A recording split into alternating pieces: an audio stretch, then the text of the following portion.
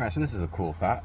I've been listening to a lot of the Anunnaki and the outside Eden laboratory, the people coming to Earth and taking the human hominids that were here and genetically changing them to create us, and then not telling us about it. And now we're kind of figuring this out. But all that stuff, it's fun to talk about, and I think it does great potential in filling in the gaps and why religion seemed all wrong and whatever. Top videos on my page, explain some of that shit. Anyway, I was thinking about, because you know how source energy or God or whatever will take a certain people that may not really usually would interact with each other, but maybe one group of people needs to learn a lesson while one person needs to be catapulted or something like that, right? And they'll use a person or a group of people as bait to, like, say, just for instance, so a narcissist that has a long run of fucking people over gets what's coming to him and gets it soon.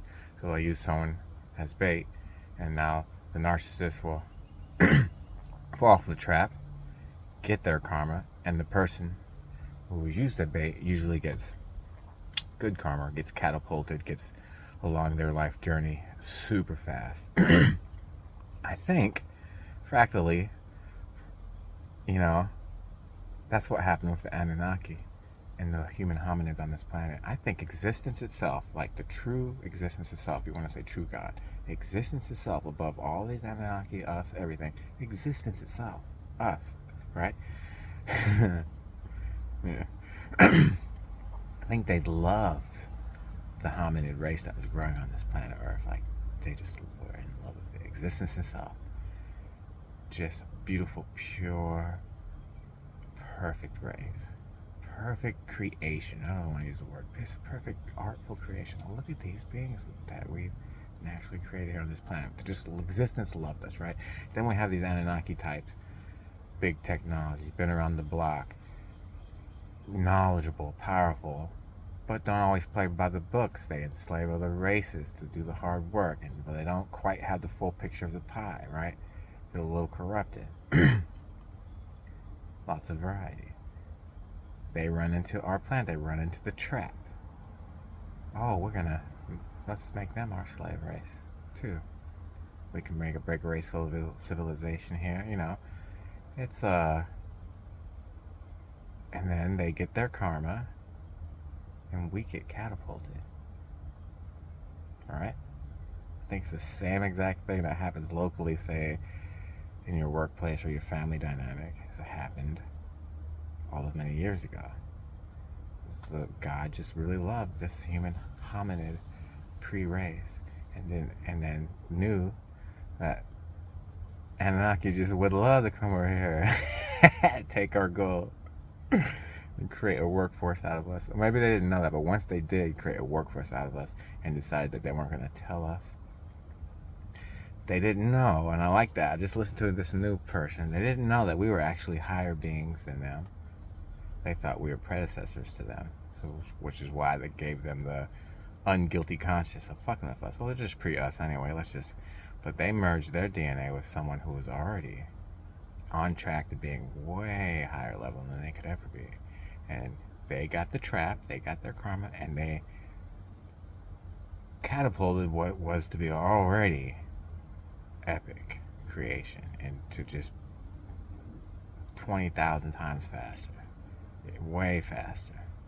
It made us even better. Everything worked out just the way, even better than we could have hoped. Not only are we that still same super divine race that existence just loves, now we have DNA of this other knowledgeable, been around the block race. Except we aren't keeping the corruption. We dropped the corruption that were in their race. The good parts of their race were merged with us, which we were already pure. And so the narcissists, the Anunnaki, they get their karma. I'm sure shit's fucked up with them. Has to be. Or they can't move on without us, which is ironic. And then we get to create a new, a proper Eden, Earth, right? Also, my thoughts about the ice ring. I was thinking again. I think I might have touched on this. Maybe Eden is just expanded, and the ice wall is we're still in Eden, right? It's just had to keep expanding the ring because we're fucking like rabbits and multiplying, and they didn't know we were just a divine race and we're smart, and we're like, oh my god, we gotta make him a bigger cage. Like, how can we do? What are we gonna do? They're already breaking free from this cage. We can't do a bigger cage, kind of thing. You know what I mean? Um, but inside the creation, once a individual figures it out, it makes it so much easier for the rest of them to slowly figure it out. And you can become free. There can be no one else in the race that figures it out. It'll just be one person that knows the truth. His reality will be a lot more freer than the rest. Even within the control system of the ice ring or the Eden laboratory or whatever. He'll just have free reign, and they don't want that. They don't want that. They would kick us out. Maybe they still do. Maybe maybe the people who get abducted are people who know, and they kick them out of the ice wall into the rest of the planet. Like, get the fuck out of Eden. You're corrupting the fucking. Every time we get them dumb, you enlightened motherfuckers spark up, and you start spreading consciousness to everybody. Get the fuck out. We kicked you out of Eden. Now we're gonna kick you out of the ice ring. So if I'm gone, that's what it is. They flew me out beyond the ice wall where all those smart fucks live. Alright, that's I just love thinking about this stuff. This sparks good stuff.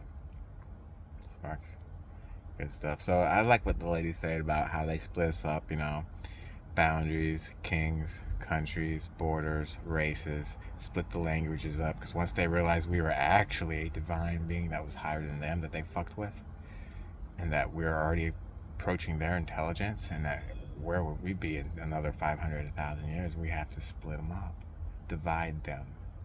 They will never fully come together. They'll be fighting amongst themselves for who knows how long. That way they will stay inside the ice wall, the new Eden, and we can probably handpick people to do whatever work we're doing outside of the ice wall. Like, they're probably still using us as slaves, or maybe it's not even that. Maybe it's something different, or maybe it's not even that at all, and it's not even something bad going on. Who knows? I think some people know. All I know is if I'm interested in thinking about something and talking about something, and it feels fun and exciting to talk about something, there's something to it. It may not be true, or it may be leading me to something that is true, or it may be true, but there's something to it that is right and good, because I'm excited and it's fun to think about, and that is guidance telling me I'm on my path, which means something is with this stuff. And I'm sure all the other people who are on this stuff, who aren't just following the fad and you'd be like, oh, everyone's spiritual now I'm going to be spiritual too, touch a tree, look at me, all those people, whatever. Alright, so interesting talk. Where did it start as? It ended with Ice Wall Eden talk. Where did it start as? I don't remember.